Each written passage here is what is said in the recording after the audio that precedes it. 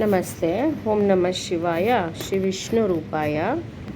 ನೋಡಿ, ಈಗ 1ನೇ ಮನೆಯಲ್ಲಿ ನಿಮ್ಮ ಜಾತಕದಲ್ಲಿ 1ನೇ ಮನೆಯಲ್ಲಿ ಗುರು ಅಂದರೆ ಜುಪಿಟರ್ ಇದ್ದರೆ ನೋಡಿ, ಅವನು ಗೋಲ್ಡ್ ಸ್ಮಿತ್ ಮಾರ್ತಾನೆ, ಅಂದರೆ ಒಡವೆಗಳನ್ನ ಮಾರೋನಾಗ್ತಾನೆ ಅಥವಾ ಸಾಧು ಆಗುವಂಥದ್ದು ಇರುತ್ತೆ.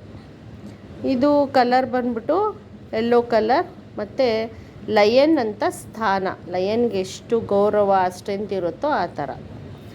1ನೇ ಮನೆಯಲ್ಲಿ ಇರುವಂಥವರು ಜುಪಿಟರ್ 1ನೇ ಮನೇಲಿ ಯಾರ್ದಿರುತ್ತೆ, ಗುರು ಇರುವಂಥ ಜಾಗ ಫಸ್ಟ್ ಹೌಸು ಯಾರ್ದಿರುತ್ತೆ ಅಂಥವನು ಕಿಂಗ್ ಆಗ್ತಾನೆ.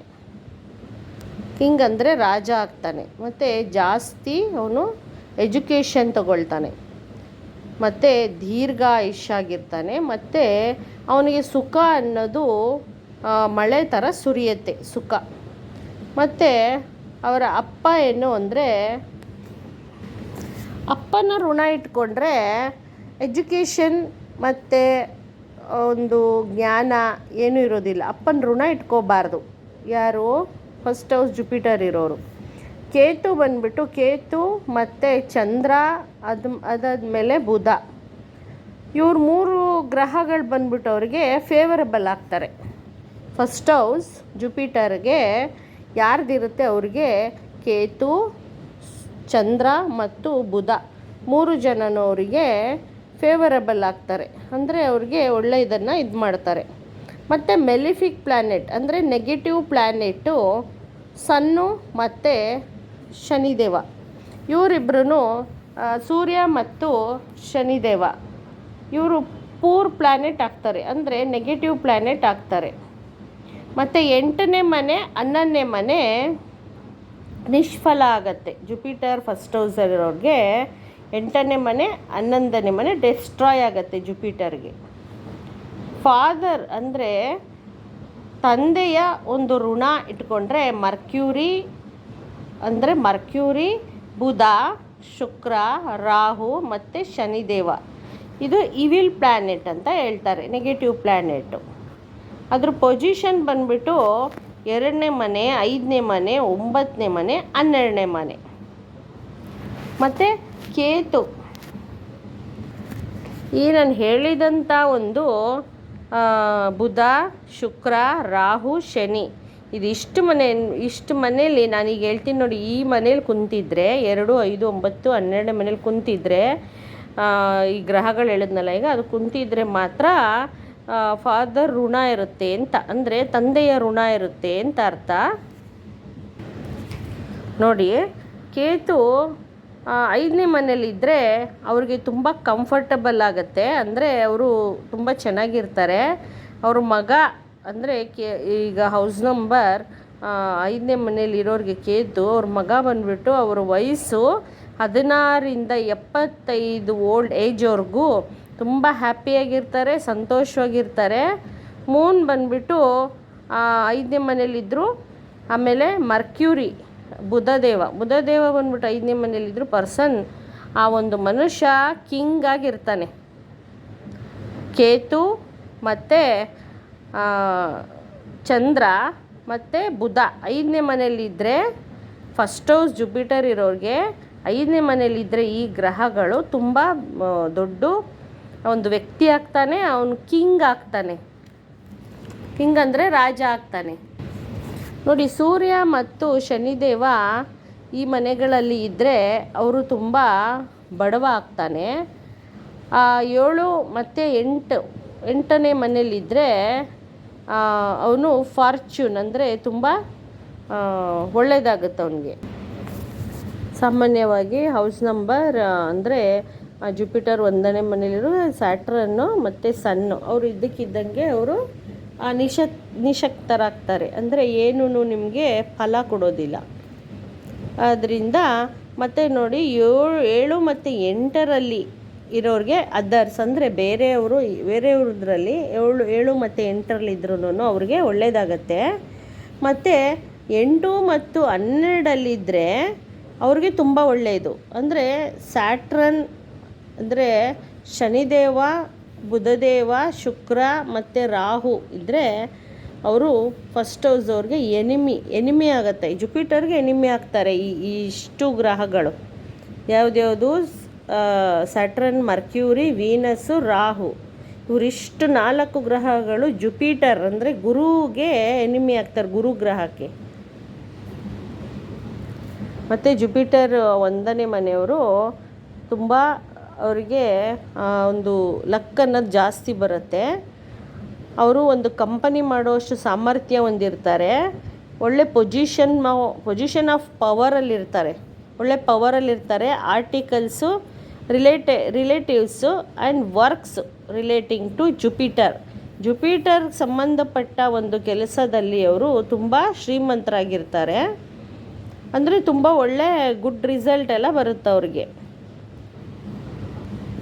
1ನೇ ಮನೆಯಲ್ಲಿ ಯಾರಿಗೆ ಜುಪಿಟರ್ ಇರುತ್ತೆ, ಗುರು ಇರುತ್ತೆ, ಅವರು ಅಂಥ ಒಂದು ಮನುಷ್ಯ ತುಂಬ ಆರೋಗ್ಯ, ಐಶ್ವರ್ಯ, ಅಭಿವೃದ್ಧಿ ಎಲ್ಲ ಸಿಗುತ್ತೆ ಅವನಿಗೆ. 1ನೇ ಮನೆ ಅನ್ನೋದು ನಮಗೆ ಅಷ್ಟು ಪವರ್ಫುಲ್ಲಾಗಿರುತ್ತೆ. ಅವನಿಗೆ ಯಾವಾಗಲೂ ಪ್ರಾಸ್ಪ್ಯಾರಿಟಿ ಅನ್ನೋದು ಯಾವಾಗಲೂ ಚೆನ್ನಾಗಿ ಸಿಗುತ್ತೆ. ಅಂದರೆ 1ನೇ ಮನೆಯಲ್ಲಿ ಜುಪಿಟರ್ ಯಾರಿಗಿರ್ತಾರೆ, 1ನೇ ಮನೆ ಲಗ್ನ ಯಾರ್ದಿರುತ್ತೆ ಅಂಥವನು ಅವರ ತಾಯಿಯ ಒಂದು ಆಶೀರ್ವಾದ ಜಾಸ್ತಿ ಇರುತ್ತೆ. ಅದು 51 ವರ್ಷದವರೆಗೂ ಒಂದು ತಾಯಿ ಆಶೀರ್ವಾದ ಇರುತ್ತೆ. ಅದ್ರ ಜೊತೆಗೆ ಚಂದ್ರ ಯಾವಾಗಲೂ ಅವ್ರ ಜೊತೆ ಇರುತ್ತೆ. ಅದರಿಂದ ಜುಪಿಟರ್ ಪ್ಲ್ಯಾನೆಟ್ಗೆ ತುಂಬ ಶಕ್ತಿ ಇರುತ್ತೆ. ಗುರುಗ್ರಹ ತುಂಬ ಒಳ್ಳೆ ಫಲ ಕೊಡುತ್ತೆ, ಯಾವಾಗಲೂ ಹೆಲ್ಪ್ಫುಲ್ಲಾಗಿರುತ್ತೆ. ಮತ್ತು ಕೇತು ಕೂಡ ಯಾವಾಗಲೂ ಹೆಲ್ಪ್ಫುಲ್ಲಾಗಿರುತ್ತೆ. ಅಂದರೆ ಕೇತು ಸಹಾಯ ತುಂಬ ಸಿಗುತ್ತೆ. ಕೇತು ಜೊತೆ ಶುಕ್ರನ ಸಹಾಯನೂ ಸಿಗುತ್ತೆ. ಇದು ಯಾವಾಗಲೂ ಪಾಸಿಟಿವ್ ರಿಸಲ್ಟೇ ಕೊಡುತ್ತೆ ಫಸ್ಟ್ ಹೌಸ್ ಜುಪಿಟರು. ಮತ್ತು ರಿಲೇಟಿಂಗ್ ಟು ಗೌರ್ಮೆಂಟ್ ಕೋರ್ಟಲ್ಲಿ ಅವ್ರಿಗೆ ಒಂದು ಒಳ್ಳೆ ಗೌರವ ಸಿಗುತ್ತೆ. ಏನೇ ಆದರೂ ಒಳ್ಳೆಯದು ಒಂದು ರಿಸಲ್ಟ್ ಸಿಗುತ್ತೆ ಅವ್ರಿಗೆ, ಒಳ್ಳೆ ರಿಸಲ್ಟ್ ಸಿಗುತ್ತೆ. ಅದ್ರ ಜೊತೆಗೆ ಅವ್ರಿಗೆ ಯಾವ ಕಾಯಿಲೆನೂ ಬರೋದಿಲ್ಲ ನೋಡಿ, ಬಾಡಿ ಫ್ರೀಯಾಗಿರುತ್ತೆ, ಏನು ಡಿಸೀಸು ಇರೋದಿಲ್ಲ ಅಂಥವ್ರಿಗೆ. ಮತ್ತು ಅವರು ಮನೆ ಕಟ್ತಾರೆ, ಪ್ರಾಪರ್ಟಿ ತಗೊತಾರೆ, ಮತ್ತು ಯಾವುದೇ ರೀತಿ ತೊಂದರೆ ಆಗೋದಿಲ್ಲ ಅವರಿಗೆ. ಮತ್ತು ಅವ್ರಿಗೆ ಪ್ರತಿ ಸಾರಿ 8 ವರ್ಷಕ್ಕೊಮ್ಮೆ ಸ್ವಲ್ಪ ಪ್ರಾಬ್ಲಮ್ ಆಗುತ್ತೆ. ಎವ್ರಿ 8 ಇಯರ್ಸ್ಗೆ ಒಂದು ಸ್ವಲ್ಪ ಪ್ರಾಬ್ಲಮ್ ಆಗುತ್ತೆ ಅವರಿಗೆ. ಅವ್ರು ಏನು ಮಾಡಬೇಕು ಅಂದರೆ ಗುರುಗ್ರಹದ ಶಾಂತಿ ಮಾಡ್ಕೊಬೇಕು, ಗುರುಗ್ರಹದ ಆರಾಧನೆ ಮಾಡ್ಕೊಬೇಕು ಅವರು. ಮತ್ತು ಯಾರ ಬಗ್ಗೆನೂ ಅವರು ಕೆಟ್ಟದಾಗಿ ಮಾತಾಡಬಾರ್ದು, ಮತ್ತು ಸಾಲ ತಗೊಳ್ಳೋದೆಲ್ಲ ಮಾಡಬಾರ್ದು ಅಂಥವರು. ಶಿವನ ಆರಾಧನೆ ಮಾಡಬೇಕು. ಅಂದರೆ ಯಾರು ಫಸ್ಟ್ ಹೌಸು ಗುರು ಇರ್ತಾರೆ ಅಂಥವ್ರ ತಾಯಿ ಏನು ಮಾಡ್ತಾರೆ, ಯಾವಾಗಲೂ ಶಿವನ ಆರಾಧನೆ ಮಾಡ್ತಾರೆ. ಶಿವ ಆರಾಧನೆ ಮಾಡೋದ್ರಿಂದ ಅವರಿಗೆ 51 ವರ್ಷದವರೆಗೂ ಯಾವ ತೊಂದರೆ, ಯಾವ ಒಂದು ಯಾರಿಂದನೂ ತೊಂದರೆ ಆಗೋದು, ಅವ್ರು ಏನೇ ಆಘಾತ ಆಗಲಿ, ಏನೇ ಒಂದು ಡಿಸೀಸ್ ಆಗಲಿ ಏನೂ ಬರೋದಿಲ್ಲ. ಜುಪಿಟರ್ ಫಸ್ಟ್ ಹೌಸ್ ಇರೋರಿಗೆ ನಾನು ಮೊದಲಿಗೆ ಹೇಳ್ದಾಗೆ 2, 5, 9, 12ರಲ್ಲಿ ಈ ಗ್ರಹಗಳಿದ್ದರೆ, ಬುಧ, ಶುಕ್ರ, ಶನಿ ಮತ್ತು ರಾಹು ಇದ್ದರೆ ಅವರಿಗೆ ಸ್ವಲ್ಪ ತಂದೆಯ ಋಣದಿಂದ ಸ್ವಲ್ಪ ತೊಂದರೆ ಆಗುತ್ತೆ. ತಂದೆ ಋಣ ಇಟ್ಕೋಬೇಡಿ. ಡೆಬಿಲೇಟೆಡ್ ಸನ್ ಆ್ಯಂಡ್ ಮರ್ಕ್ಯೂರಿ, ಈ ಒಂದು ಸೂರ್ಯ ಮತ್ತು ಮರ್ಕ್ಯೂರಿ ಅಂದರೆ ಬುಧ ಗ್ರಹ ಎರಡೂ ಇಲ್ಲಿ ನೆಗೆಟಿವ್ ಎಫೆಕ್ಟ್ ಕೊಡುತ್ತೆ. ಅದೊಂದು ಋಣದಿಂದ ಆಗುತ್ತೆ. ಅದು ಪಾಸಿಟಿವ್ ಆಗಬೇಕು ಅಂದರೆ ನೀವು ಶಿವನ ಆರಾಧನೆ ಮಾಡಬೇಕು. ಆಮೇಲೆ 50 ವರ್ಷ ಆದಮೇಲೆ ನೀವು ಸ್ವಲ್ಪ ಹುಷಾರಾಗಿರಬೇಕು. ದೈವಾರಾಧನೆ, ಶಿವಾರಾಧನೆ ಮಾಡಬೇಕಾಗತ್ತೆ.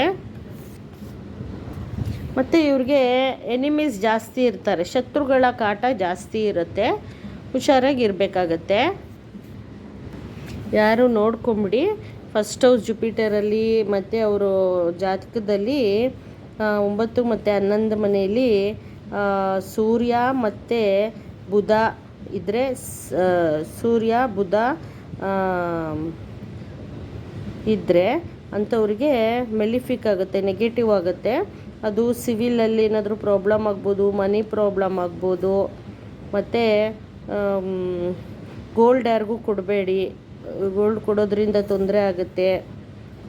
ಅದು ಹೋಗ್ಬಿಟ್ಟು ಗೋಲ್ಡ್ ಹೋಗಿ ಇನ್ನೊಂದು ಥರ ನಿಮಗೆ ಪ್ರಾಬ್ಲಮ್ ಆಗುತ್ತೆ. ಯಾರಿಗೂ ಗೋಲ್ಡ್ ಕೊಡೋದು, ಗೋಲ್ಡ್ ಅಡ ಇಡೋದೆಲ್ಲ ಮಾಡಬಾರ್ದು.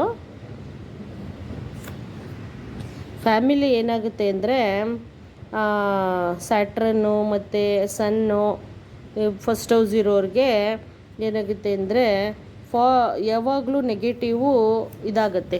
ಅಂದರೆ ಫಸ್ಟ್ ಹೌಸ್ ಇರೋರಿಗೆ ನಿಮ್ಮದು ಹೌಸಲ್ಲಿ ನೋಡ್ಕೋಬೇಕು ನೀವು. ಫಸ್ಟ್ ಹೌಸಲ್ಲಿ ಜುಪಿಟರ್ ಇರೋರು ಏನಂದರೆ 9 ಮತ್ತು 11ನೇ ಮನೇಲಿ ಸನ್ ಇದೆಯಾ, ಮರ್ಕ್ಯೂರಿ ಇದೆಯಾ, ಮತ್ತು ಸ್ಯಾಟ್ರನ್ ಇದೆಯಾ ಅಂತ ನೋಡ್ಕೋಬೇಕು. ನೋಡಿಕೊಂಡು ನೀವು ಪೂಜೆ ಆರಾಧನೆ ಎಲ್ಲ ಮಾಡ್ಕೋಬೇಕಾಗುತ್ತೆ. ಮತ್ತು ನಾನು ನೆಕ್ಸ್ಟ್ ವಿಡಿಯೋಲಿ ಸಿಗ್ತೀನಿ ವೀಕ್ಷಕರೇ. ನೆಕ್ಸ್ಟ್ ವಿಡಿಯೋಲಿ ಇನ್ನೊಂದು ಗ್ರಹದ ಬಗ್ಗೆ ನಿಮಗೆ ಹೇಳ್ತೀನಿ ನೋಡಿ.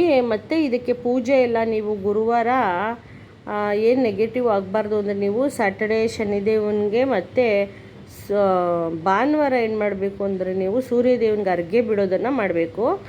ಹಸುಗೆ ಗೋಮಾತೆಗೆ ನೀವು ರೊಟ್ಟಿಯನ್ನು ತಿನ್ನಿಸ್ಬೇಕು, ಅರ್ಘ್ಯ ಬಿಡಬೇಕು ಸೂರ್ಯದೇವನಿಗೆ. ಶನಿದೇವನಿಗೆ ಶಾಂತಿ ಮಾಡಬೇಕಂದ್ರೆ ನೀವು ನೆಗೆಟಿವ್ ಏನೂ ಆಗಬಾರ್ದು, ಪಾಸಿಟಿವ್ ಆಗಬೇಕು ಅಂದರೆ ನೀವು ಶನಿದೇವನಿಗೆ ನೀವು ಪ್ರಿಯವಾದ ಕೆಲಸ ಮಾಡಬೇಕು. ಅಂದರೆ ಎಳ್ಳೆಣ್ಣೆ ದೀಪ ಹಚ್ಚಬೇಕು, ಎಳ್ಳೆಣ್ಣೆ ಶನಿದೇವನಿಗೆ ಅರ್ಪಿಸ್ಬೇಕು.